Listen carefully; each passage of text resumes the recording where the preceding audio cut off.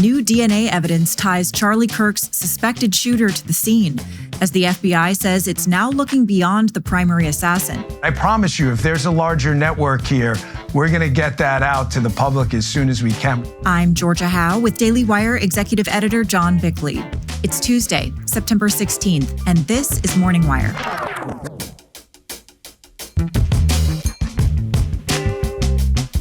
Zohran Mamdani scores a major endorsement for New York mayor as he puts forth a controversial public safety plan. I've actually found support for this vision of the DCS, of this idea of the removal of mental health crisis from the NYPD's set of responsibilities. And the White House threatens Brazil after its Supreme Court sentences the Trump of the Tropics to 27 years in prison. Thanks for waking up with Morning Wire. Stay tuned. We have the news you need to know.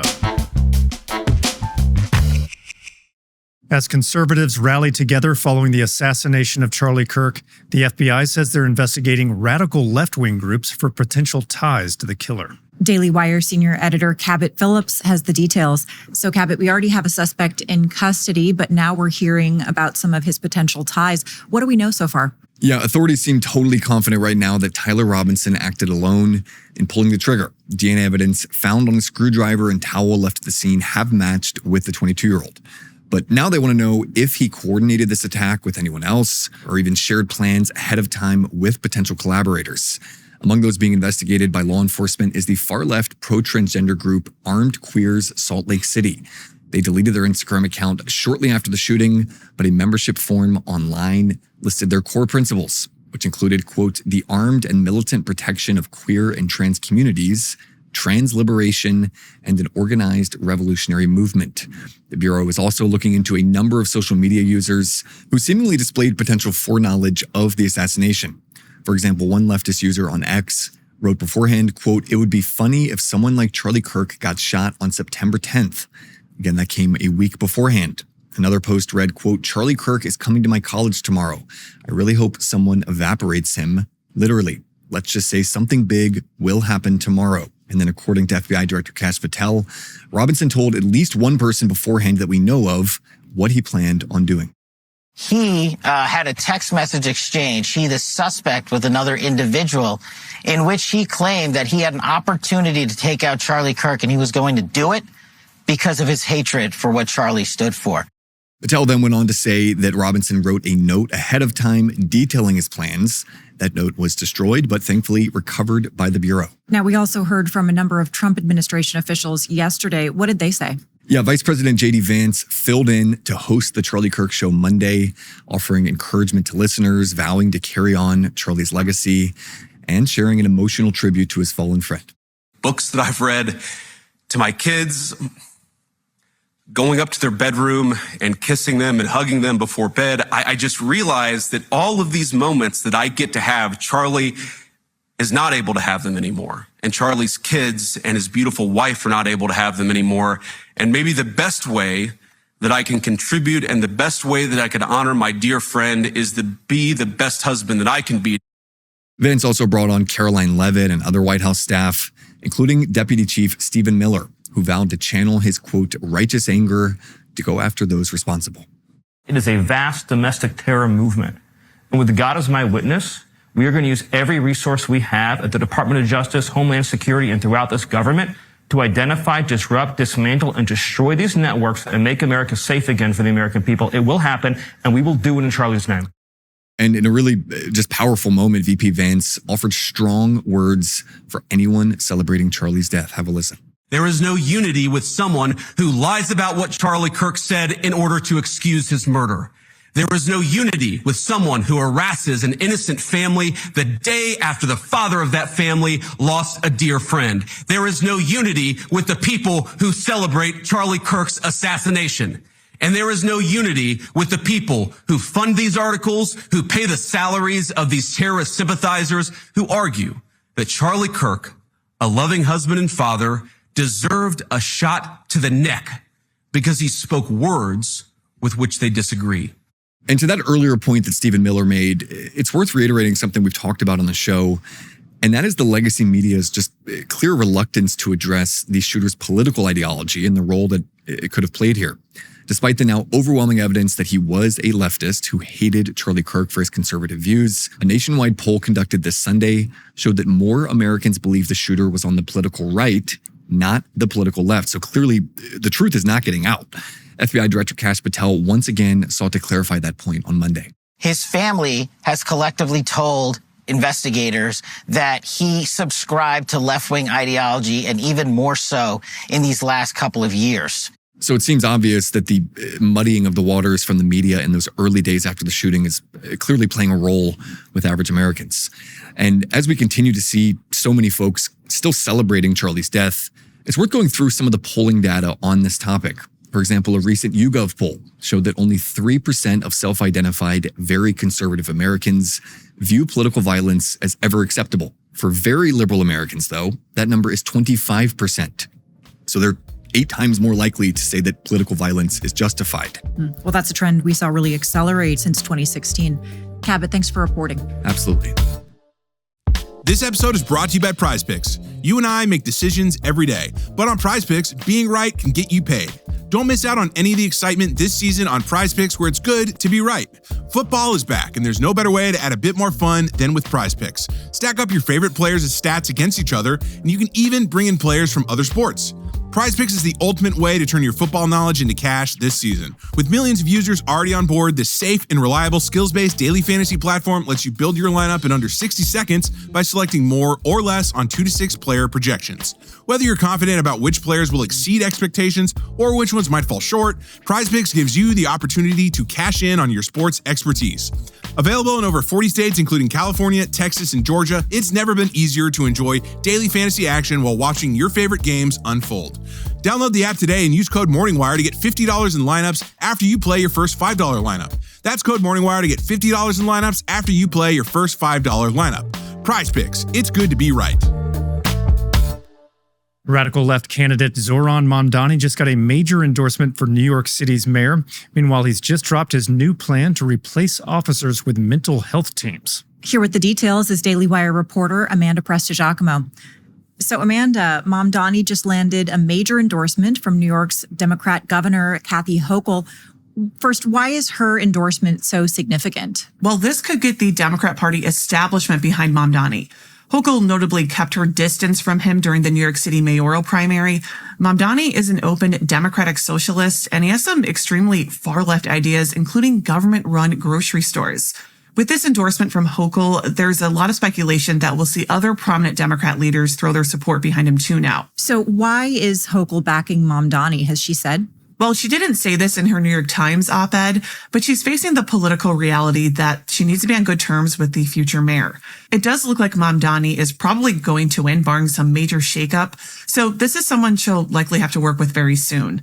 She's also running for re-election in 2026. Some politicos think that she's just so disliked by folks in the suburbs and most of upstate New York that she's really going to have to lean on the urban vote, and that's where Mamdani has really strong support. Now, in the op-ed, what were the reasons she cited for why she's supporting him? Well, Hochul said that she's backing Mamdani because he's focused on affordability as she is. And unsurprisingly, she also really zeroed in on Trump. She said that she wants the next mayor to be someone who won't surrender 1 inch to President Trump. And she complained about the abhorrent and destructive policies coming out of Washington every day. She added that they must not allow Trump to control New York City like the, quote, king he wants to be. So some familiar rhetoric there. Has Trump responded to this at all? Yeah, he did. On Monday morning, he said that Hochul endorsed the, quote, little communist Zohran Mamdani, and he called it a rather shocking development and a very bad one for New York City. In this recent post, Trump said that Washington is going to be watching the situation, and he added that he sees no reason to be sending good money after bad.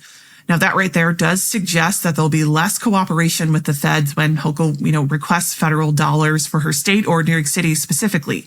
It was just months ago that Hochul was thanking Trump for billions of federal dollars that she had asked for to help reconstruct Penn Station. That relieved New York taxpayers of a $1.3 billion burden.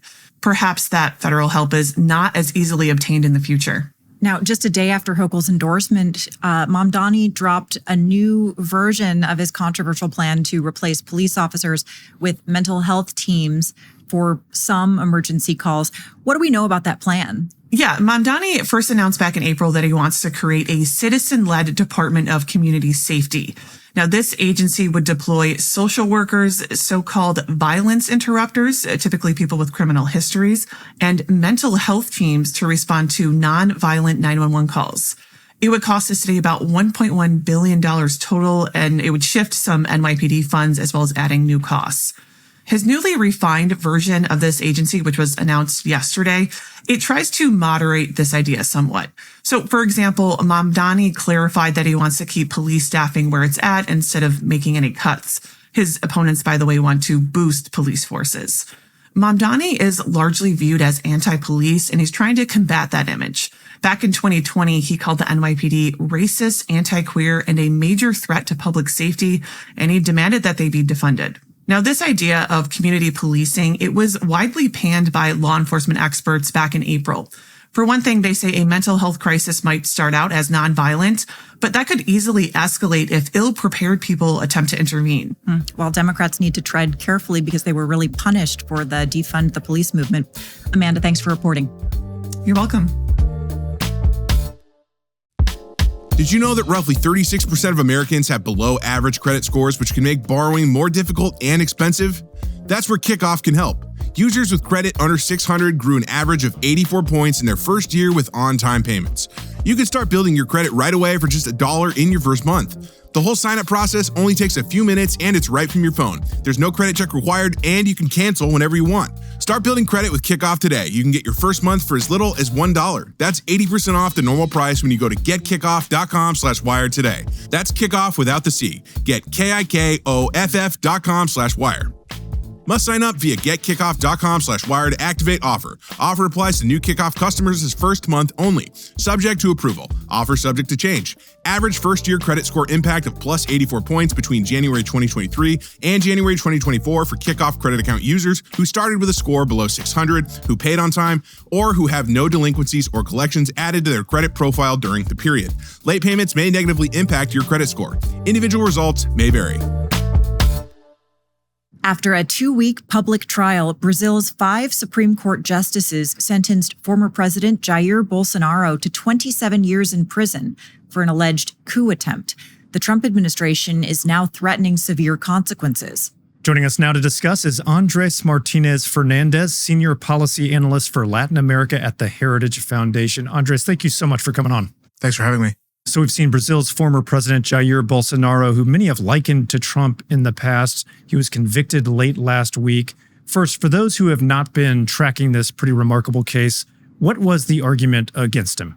Well, what the Supreme Court in Brazil was alleging is that the ex-president of Brazil was organizing a sort of coup to undermine the electoral outcome from the elections in 2022 that would perpetuate him in power. And the allegations are that he utilized the military and other public institutions in effort to effect that change and preserve his mandate. And for this, he's now sentenced to 27 years in prison. There are already reports about government officials considering amnesty for Bolsonaro. That's something we've seen with past leaders in coup attempts in Brazil. Why is amnesty on the table, and what would need to happen for him to go free? Right. Well, there's a significant amount of discussion around amnesty in this case, in particular because it's highly controversial. There's really a lot of doubt about the veracity of these accusations, a lot of questions about the evidence being insubstantial, and the conclusions that were drawn from that by a court which has also been at the center of a lot of controversy, really being brought into question by the public and the Brazilian political class in general. Because this is a case which has a lot of question marks around it, and particularly with this sentencing, which is dramatic, over 25 years for this person who just a few years ago was occupying the top office in Brazil, is very controversial at the moment. So a lot of Congress in Brazil and others are exploring very actively the need to take action to bypass this sentencing. If that happens, if Bolsonaro is granted amnesty, will he be able to run again for office in the future?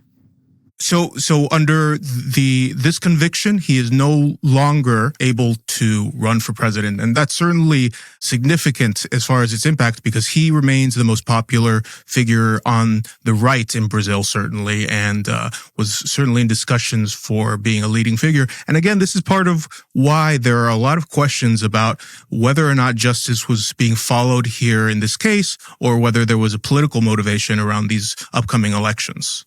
Speaking of that, the political criticisms, Secretary of State Marco Rubio said in response to the ruling that the U.S. will, and I'm quoting, respond accordingly to this witch hunt. That's the language they're using.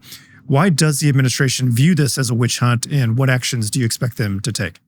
Well, like I said, I think that there's a lot that hasn't been answered as to the gap between the allegations which the Supreme Court has brought and the evidence that has been revealed as far as the complicity of the former president of Brazil.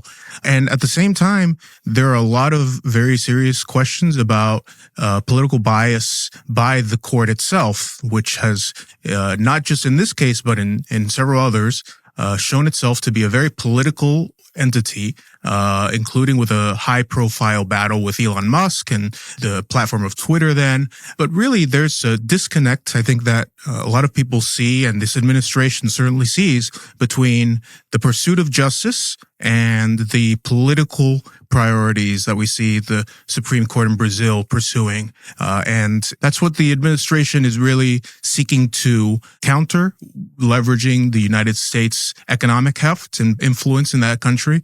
But it's clearly going to be a very significant challenge here. We'll see if the amnesty path is an out here, but there's a lot of political interest really at play here. Indeed.